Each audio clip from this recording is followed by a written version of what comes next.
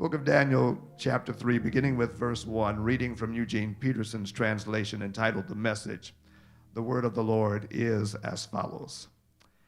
King Nebuchadnezzar built a gold statue 90 feet high and 9 feet thick. He set it up on the Dura plain in the province of Babylon.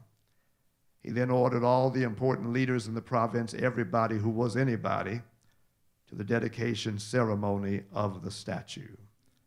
They all came for the dedication, all the important people, and took their places before the statue that Nebuchadnezzar had erected. A herald then proclaimed in a loud voice, "Attention, everyone! Every race, color, and creed, listen. When you hear the band strike up, all the trumpets and trombones, the tubas and baritones, the drums and cymbals, fall to your knees and worship the gold statue that King Nebuchadnezzar has set up. Anyone who does not kneel in worship shall be thrown immediately into a roaring furnace." The band started to play. A huge band equipped with all the musical instruments of Babylon, and everyone, every race, color, and creed fell to their knees and worshiped the gold statue that King Nebuchadnezzar had set up. Just then, some Babylonian fortune tellers stepped up and accused the Jews. They said to King Nebuchadnezzar, "Long live the king. You gave strict orders, O king, that when the big band started playing, everyone had to fall to their knees and worship the gold statue, and whoever did not go to their knees and worship it had to be pitched into a roaring furnace. Well, there are some Jews here, Shadrach, Meshach, and Abednego, whom you have placed in high positions in the province of Babylon.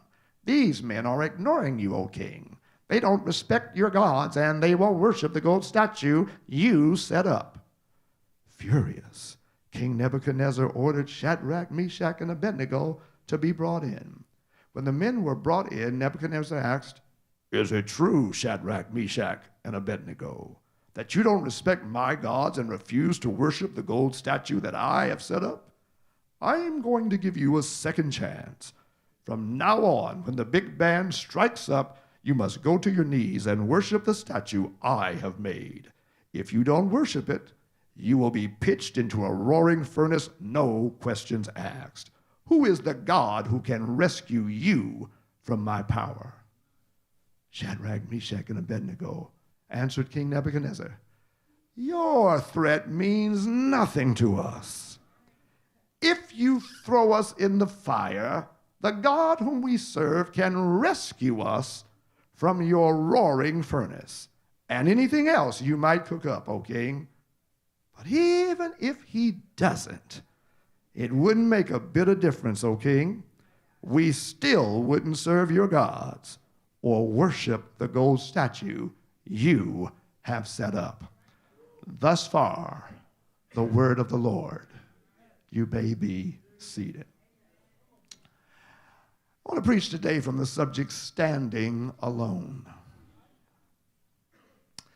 We're living in a very unique time in the history of our nation and indeed the world. This time in which we are living is unlike any other, at least in the 56 years that I've been alive, and I've at least been conscious for at least 40 of those years. Tell your neighbor, you weren't that conscious early. But at least in the 40 to 45 years that I've really been paying attention, I haven't seen anything like this in that time. It's a unique time, and it is one in which I believe God is calling for many people to have moral courage. In his Pulitzer Prize-winning book, Profiles in Courage, John F. Kennedy defines political courage as one's need to maintain his own respect for himself, and because of his conscience, his personal standards of ethics, that is stronger than the pressures of public disapproval, and his course was the best one, that it outweighs his fear of the public.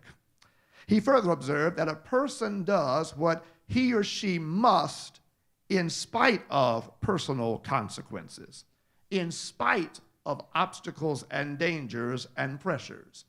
And he notes this is the basis of human morality. Later, his brother Robert would state, few people are willing to brave the disapproval of their fellows, the censure of their colleagues, the wrath of their society. He observes moral courage is more a rare commodity than bravery in battle or intelligence. And yet, it is the one essential, vital quality for those who seek to change a world which yields most painfully to change.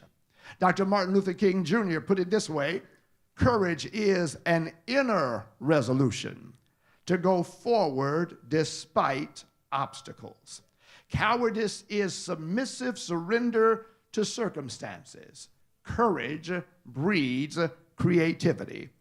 Cowardice represses fear and is mastered by it. He observes that cowardice asks the question, is it safe? Expediency asks the question, is it politic? Vanity asks the question, is it popular? But conscience asks the question, is it right? And he says that it comes a time when we must take a position that is neither safe, nor politic, nor popular, but one must do what is right. Friends, where you stand and the choice that you make in times of difficulty is revelatory not just about the issue at hand, but also about who you are as an individual. We were given a case study in this last week. The decisions that were made by the Senate revealed more about who each senator is and what the Senate is as a whole than it did about the guilt or innocence of the president. The facts were there. The question was, what would they do with those facts? And on last Wednesday, everyone expected that all of the Democratic senators would vote to convict and that all of the Republicans would vote to acquit. And that is how things looked until the junior senator from Utah made his speech before his colleagues. Mitt Romney stood in the well of the Senate and delivered one of the most powerful speeches in recent memory. Against the expectations of his fellow Republican colleagues, he voted to convict the president on one of those counts. Listen to some of his words. Quote, "As a senator juror, I swore an oath before God to exercise impartial justice. I am profoundly religious. My faith is at the heart of who I am. I take an oath before God as enormously consequential. I knew from the outset that being tasked with judging the president, the leader of my own party, would be the most difficult decision I have ever faced. I was not wrong. In the last several weeks, I've received numerous calls and texts. Many demanded in their words that I stand with the team. I can assure you that that thought has been very much on my mind. You see, I support a great deal of what the president has done. I voted with him 80% of the time. But my promise before God to apply impartial justice required that I put my personal feelings and political biases aside.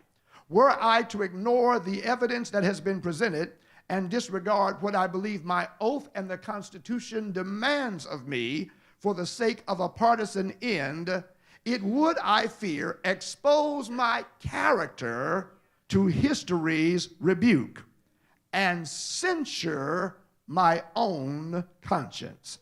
Having been confronted with the choice of going alone or standing alone, Senator Romney chose to stand alone. And as I listened to him, I began to reflect upon this fact. I came to realize that there are moments in every life where a decision will not only affect the trajectory of your life and the lives of those around you, but it will reveal who you are at your core. And that when you are confronted with going along or standing alone, the decision that you make is more than just the issue at hand. It is about where you stand with yourself. You see, friends, the person with whom you deal the most is you. You are the first and last person that you see in the mirror. And when it comes to decision making, the issue is, can you live with the decisions that you make? Did you do what was right? You see, whenever people have to make up circuitous or convoluted reasons for why they did what they did or not do what they did, it is usually because they are ill at ease with themselves. You remember when you did something and your parents asked you, why'd you do what you did?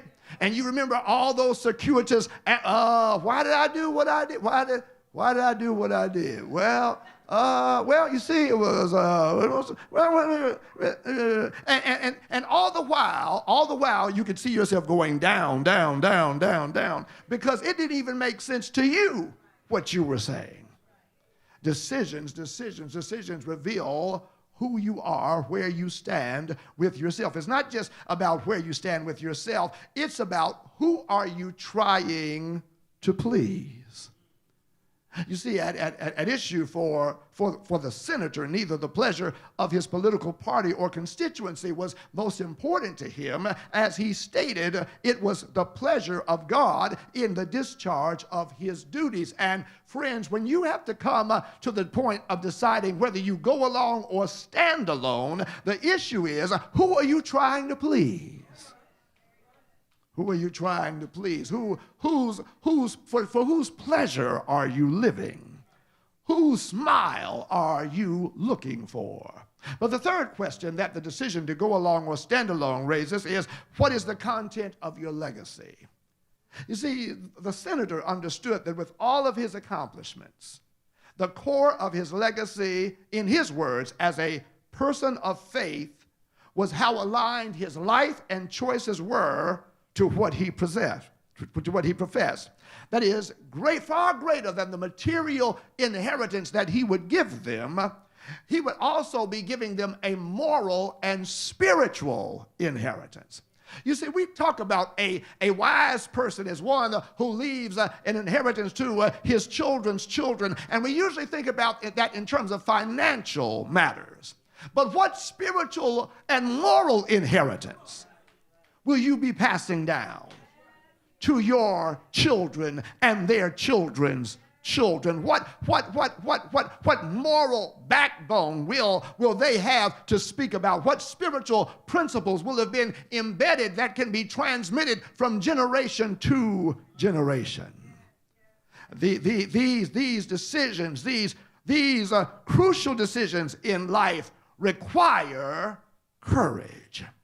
Because, friends, it is in the crucible of decisions that not only are concerned with right and wrong, but also have the capacity to separate you from your peers and perhaps put you in an isolated place of standing alone. Courage is needed. Shadrach, Meshach, and Abednego are confronted with the dilemma of going along or standing alone. King Nebuchadnezzar issued an edict that on a specific day and at a specific time, when everyone heard the sound of all of the instruments, everyone was to bow before the statue that he had built. And whoever did not bow would be thrown into a fiery furnace.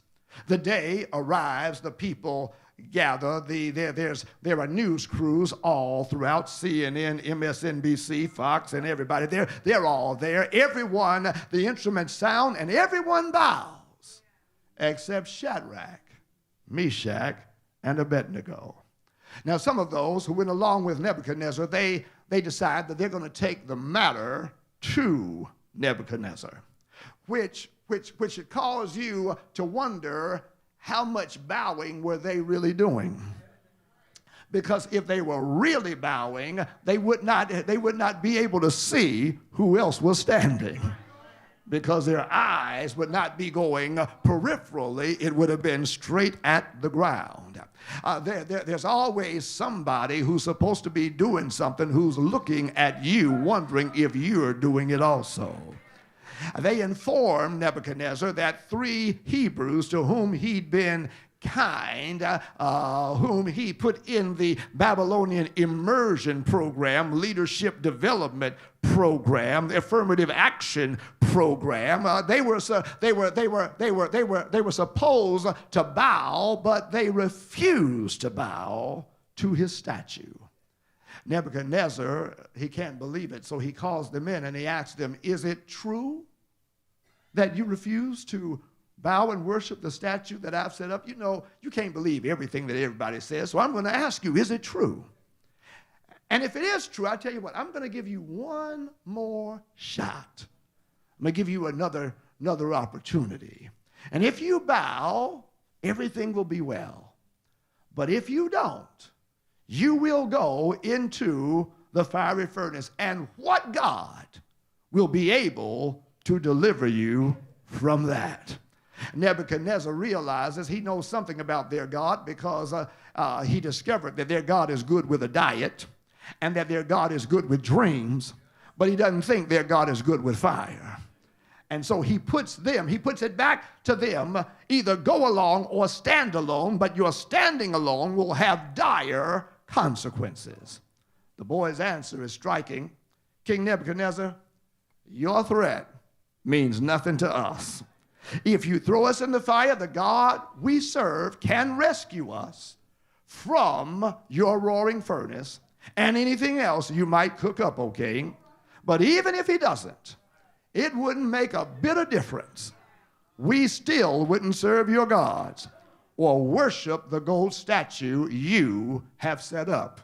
Confronted with either going along or standing alone, they determine that they will stand alone. And they reveal to us the decision to go along or stand alone reveals what has meaning to you.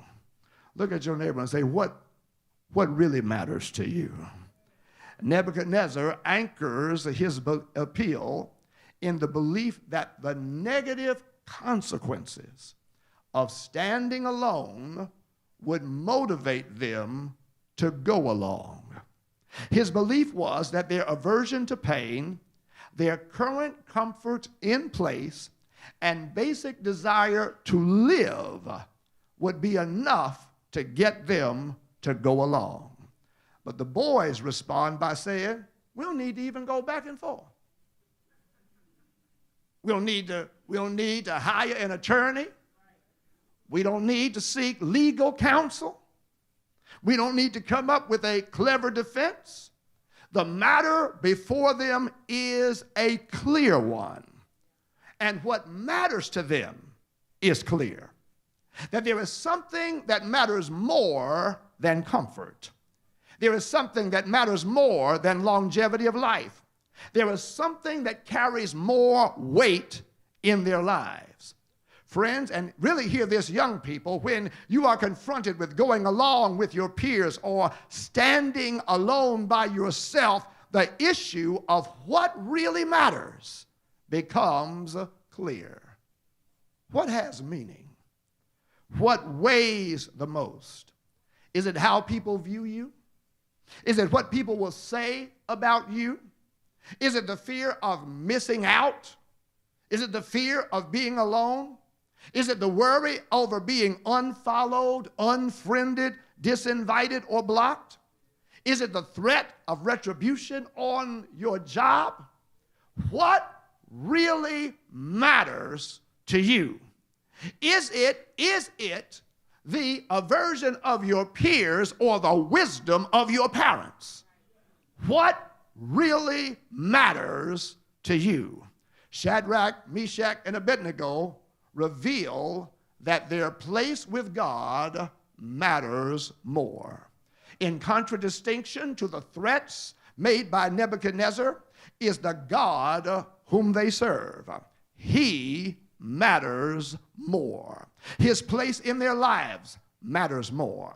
They place the threat of loss of life against the threat of loss of integrity in relationship with God, and judge the integrity of their relationship with God to mean more. In other words, they believe going into the furnace with integrity meant more than living with compromise. Who they were with God mattered more than how long they would live. Who they were with God mattered more than what they might suffer. Who they were with God mattered more than what they might lose. You see, when having to decide between going along or standing alone, the question of what really matters is raised. And for a believer, it always comes down to how much does God and who you are with God matter. Sometimes, friends, you've got to decide to stand alone because God matters more. It is the relationship with God that gives your life meaning. It is in God that you live, in God that you move, in God that you have your being. It is God who makes you who you are, who provides what you have, who carries you and sustains you where you are. What really matters? What really matters to them is not just the integrity of their relationship, but what really matters is their faithfulness to God. You see, the boys recognized that this was a question not just of meaning and value, but also a question of fidelity and commitment. You know, what's interesting in terms of the flow of the book of Daniel is that when you read the first 3 chapters, Daniel is the one who steps up to the plate in terms of commitment and fidelity in chapters 1 and 2. Daniel is the one who says, no, I speak for the boys and we refuse to eat the king's meat. Daniel is the one in chapter 2 who is given the gift of standing up to the plate and interpreting the king's dream.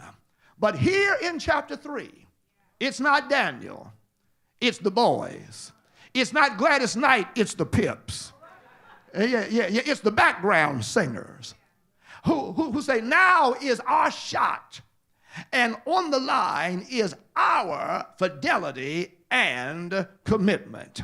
Is there anything that could shake, alter, or diminish their fidelity and commitment to God? With the threat of difficulty and death, alter their commitment to God. At issue is what is the nature of their commitment to God. At risk of the furnace, would they go along with the rest of the people who broke faith with their gods to bow to Nebuchadnezzar's statue? Or would they stand alone in fidelity and commitment to their God?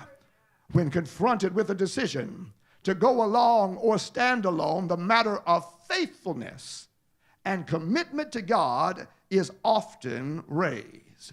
In other words, does the possibility or actuality of hardship diminish commitment and fidelity? Does the increased presence of opposition diminish commitment and fidelity? Do thoughts and feelings of people close to you diminish commitment and fidelity to God? That was what was at play with Job, wasn't it?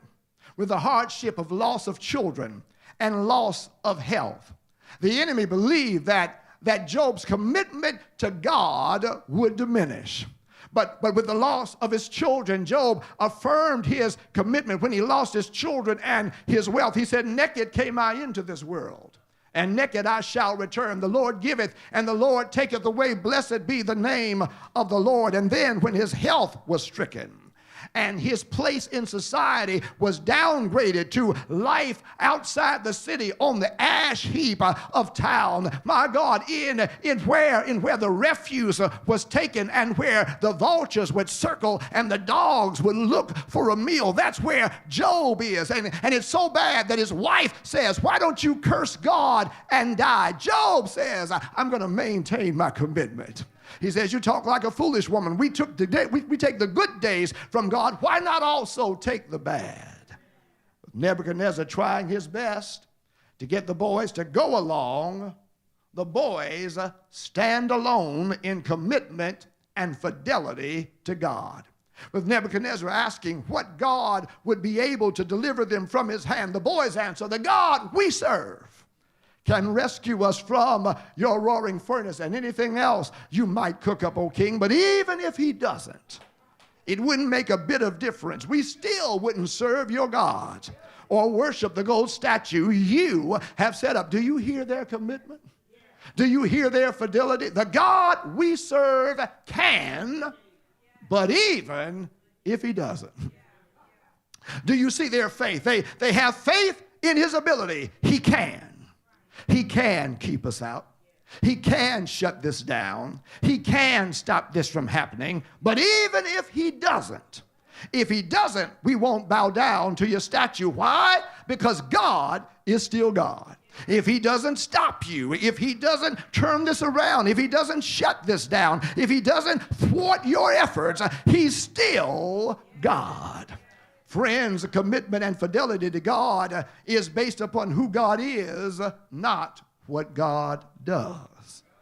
Do you see it there? They choose to stand alone, not based upon what God will do. They choose to stand alone based upon who God is. They know who God is. They know that he's able, and whether or not they are kept from the furnace, they know that God is God. God is Lord. God is sovereign. God is holy. God alone is God. And whatever the outcome, they say God alone is God. Whatever the outcome, God deserves their worship. Whatever the outcome, God alone deserves their fidelity. When you face a decision to go along or stand alone that tests your commitment and fidelity to God, you've got to have the courage to stand on who you know God to be.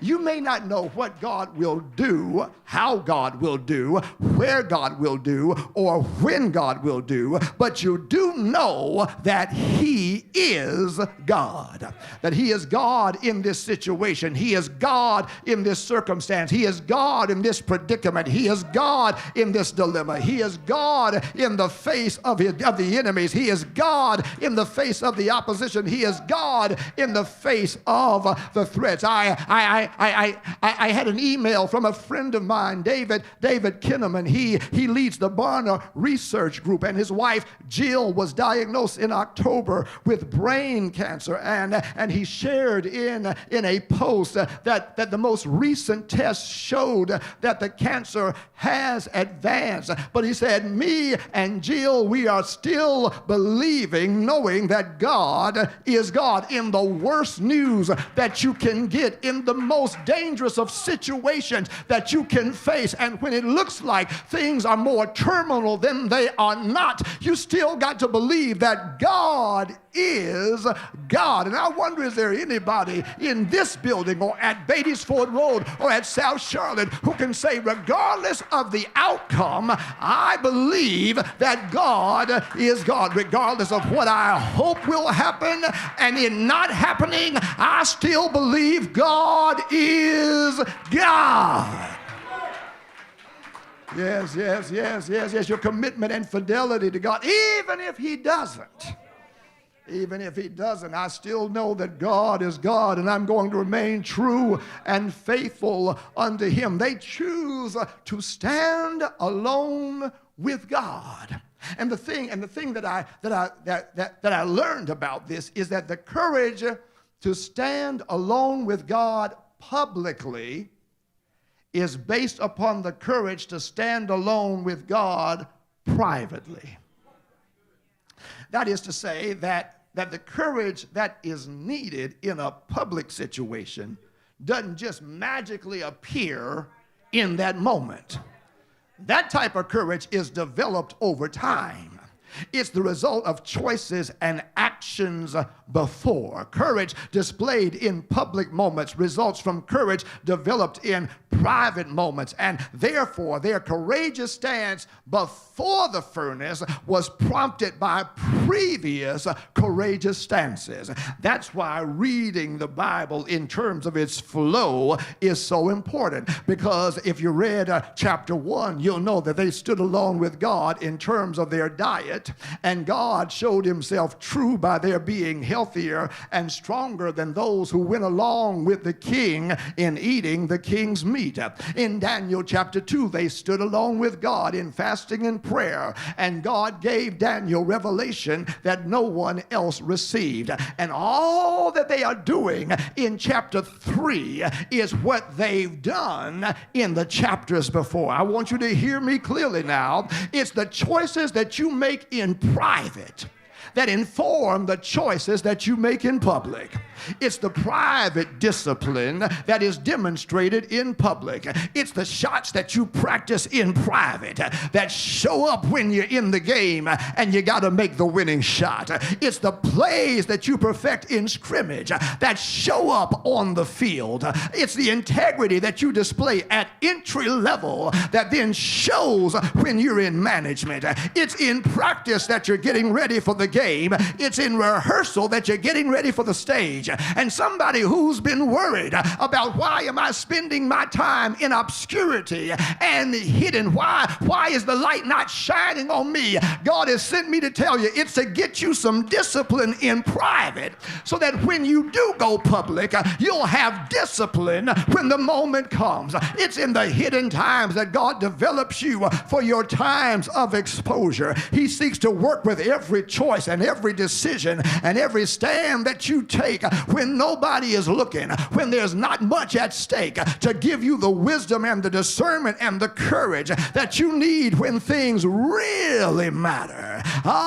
David's courage to stand alone against Goliath publicly in the valley of Elah was based upon his standing alone with bears and lions privately while shepherding his father's sheep. Saul says, David, you're not able to go out against Goliath. He's been a warrior from a long time, and you're just a shepherd boy and a bit musician. But David says, no, I'm able to do this publicly because what I've been doing privately on the backside of a hill, I've been tending my daddy's sheep, and I've been fighting lions and bears. And the God that gave me victory over lions and bears, he's the same God who'll give me victory over Goliath. The God who's good in private is the God who you can count on in public. It's your standing alone privately that gives you courage and power to stand alone publicly. Do you see the boys now? They're standing alone publicly with their commitment to God, believing that God is able. And they soon discover that the decision to stand alone in commitment to God rather than going along with the crowd set the opportunity for them to discover that they were never alone. When Nebuchadnezzar ordered the furnace to be heated 7 times hotter than usual, they were not alone. When they were tied up and thrown down into the furnace fully clothed, they were not alone. There was somebody with them. He wasn't evident before the furnace. He is evident in the furnace. The God whose presence was concealed outside of the furnace was manifestly revealed in the furnace. The God who didn't keep them from the furnace, he shows up as the God who keep them, loose them, empower them, and expose them in the furnace. He puts all eyes on them in the furnace. He makes them a wonder in the furnace. He does the spectacular in the furnace. I wonder, am I describing somebody right now? God wasn't evident to you before the trouble, but you then saw God in the midst of the trouble. Am I talking to somebody right now? You didn't really feel him when things were going well, but when the rubber met the road, my God, when the heat got in the kitchen and you looked up and there was God.